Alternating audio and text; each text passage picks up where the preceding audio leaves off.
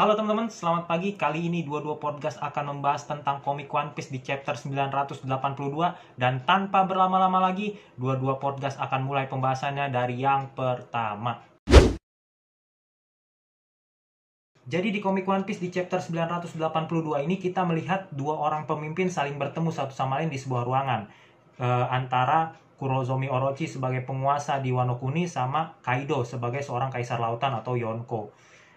Dan ketika mereka berdua lagi asik-asik berpesta, Kurozomi Kanjuro itu datang ngasih kabar kalau Kinemon dan para samurai Nine Red Scabbard lainnya itu udah ada di Pulau Onigashima.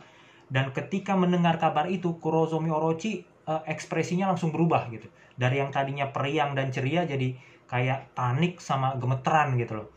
Emang kalau kita perhatiin ya, Kurozomi Orochi ini kayaknya tipe orang yang agak-agak panikan ya. Dan kalau kita flashback ke belakang di chapter 969, kita melihat ya betapa paniknya Kurozomi Orochi ketika Oden Kozuki datang mau nebas kepalanya dia. Di situ bukannya Kurozomi Orochi itu berusaha buat nangkis serangannya Oden, di situ malah dia panik. Beruntung aja tuh waktu itu ada kakek Semimaru yang ngebuat barrier lah gitu. Jadi serangannya Oden waktu itu tertangkis, ketahan nama itu, dan Kurozomi Orochi selamat. Tapi ekspresi Kurozomi Orochi saat itu bukan satu-satunya hal yang membuat Dodo Podcast tuh tertarik untuk ngebahas itu.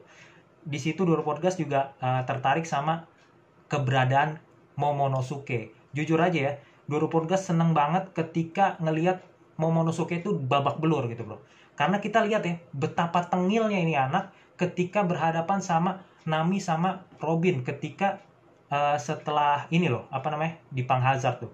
Itu ngeselin banget bro, sumpah. Waktu itu Sanji mau ngehajar Momonosuke, itu dihajar duluan sama Nami gitu. Jadi ya itulah, selamatlah dia sebagai seorang bocah gitu. Si Momonosuke ini selamat sebagai seorang bocah. Tapi di chapter 982 ini, biarpun dia seorang bocah, dia nggak lolos dari Kurozomi Kanjuro.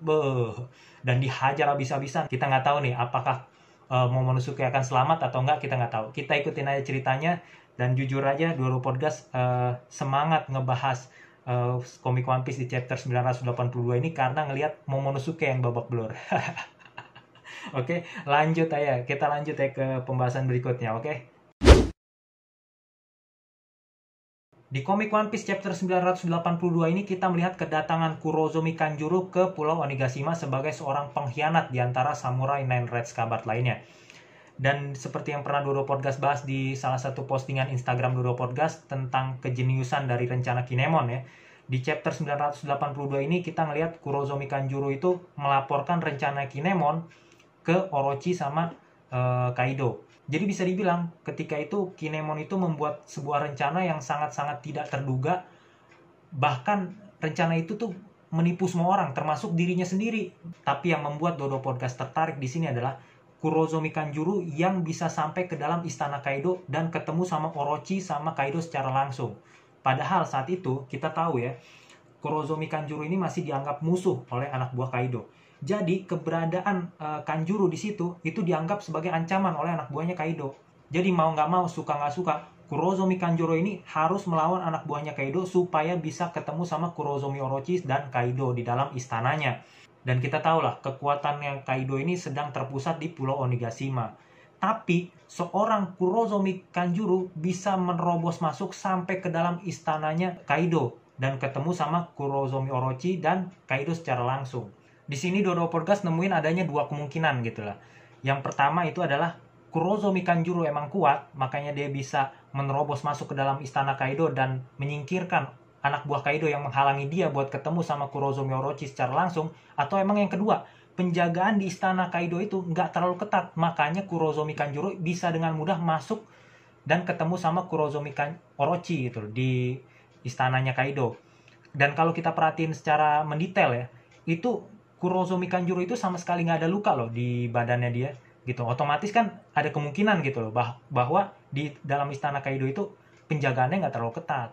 Tapi logikanya gini bro, kalau seorang Kurozomi Kanjuro aja bisa menerobos masuk ke dalam istana Kaido dan bertemu langsung dengan Orochi, nah gimana kabarnya Kinemon dan para samurai Nine Red Scabbard lainnya kalau misalkan dia udah sampai ke dalam istananya Kaido. Dan mungkin itu yang menjadi alasan kenapa Trafalgar Law sama Kinemon itu menyusun rencana gimana caranya mereka langsung masuk ke dalam istananya Kaido. Jadi mereka nggak berhadapan sama anak buahnya Kaido dari depan gitu loh. Mereka mengatur siasat gimana caranya masuk ke dalam istana Kaido, dan di situ mereka bisa membungkam Kurozomi Orochi.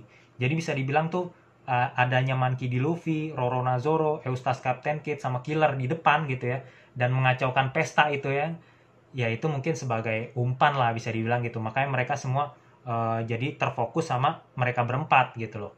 Termasuk para ninjanya Kurozomi Orochi. Mereka lebih merhatiin bukan pergerakan dari Samurai Nine Red Scabbard, tapi bajak laut ini.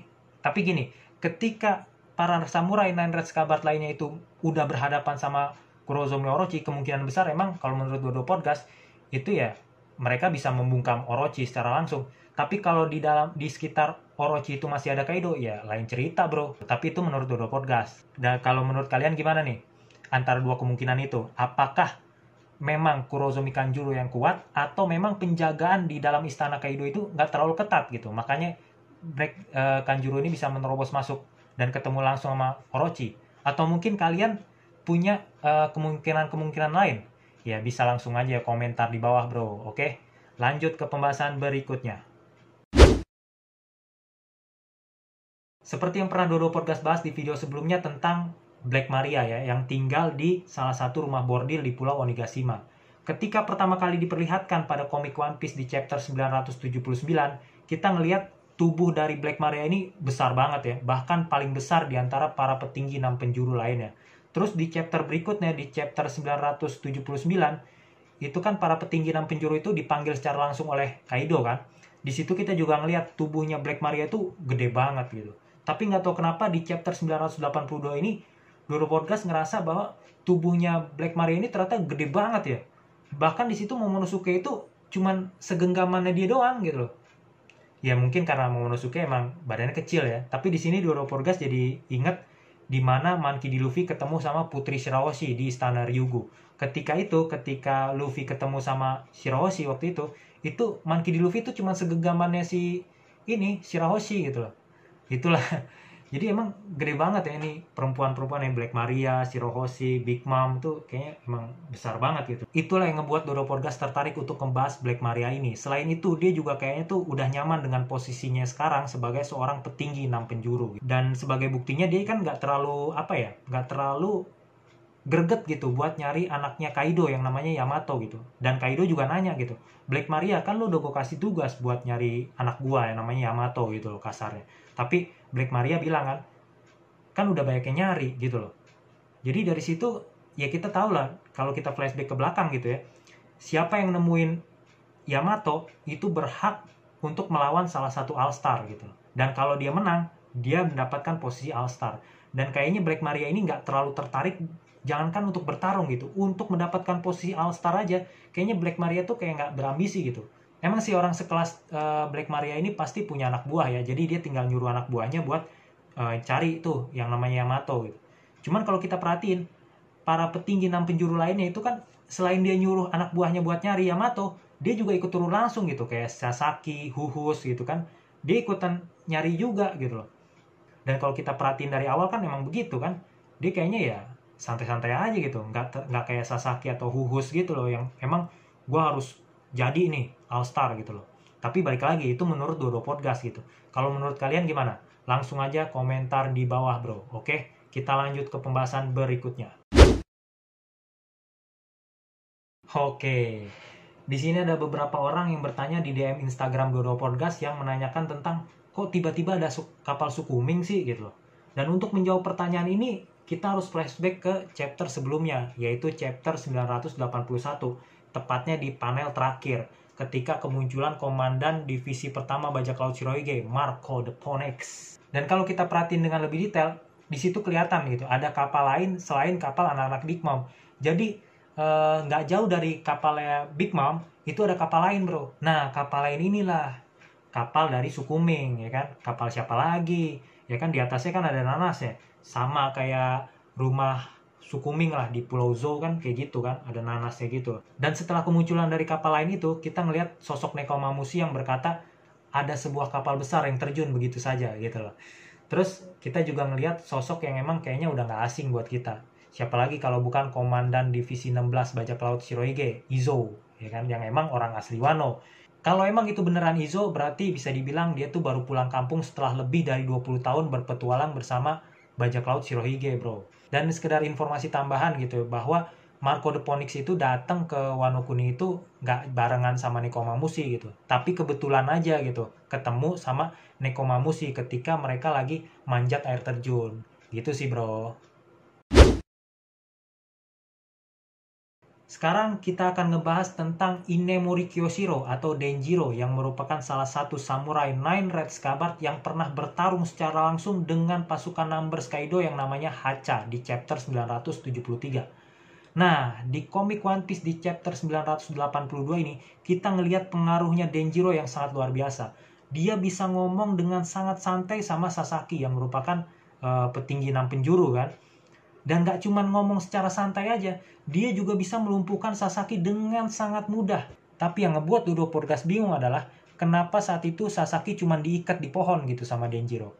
Dan paling banter nih, mulutnya disumpal biar diem. Kenapa nggak langsung dihabisin aja gitu loh. Buat memastikan bahwa salah satu petinggi 6 penjuru itu lenyap gitu. Ya seenggaknya kan kekuatan tempur Kaido agak berkurang sedikit kan. Karena kalau cuma diikat di pohon, ya orang kayak Monkey D. Luffy juga bisa lepas gitu loh. Apalagi orang kayak Sasaki gitu, ya di atas cuma diikat di pohon, kecil buat dia. Ya mungkin di antara kalian ada yang punya alasan yang bagus gitu kenapa Denjiro itu melakukan hal itu gitu loh. Jujur Doro Porgas nunggu banget alasan kalian yang ini. Kenapa? Karena Doro Porgas tuh bingung gitu loh. Di situ Denjiro itu punya kesempatan untuk melenyapkan salah satu petinggi 6 penjuru, tapi nggak dilakuin gitu.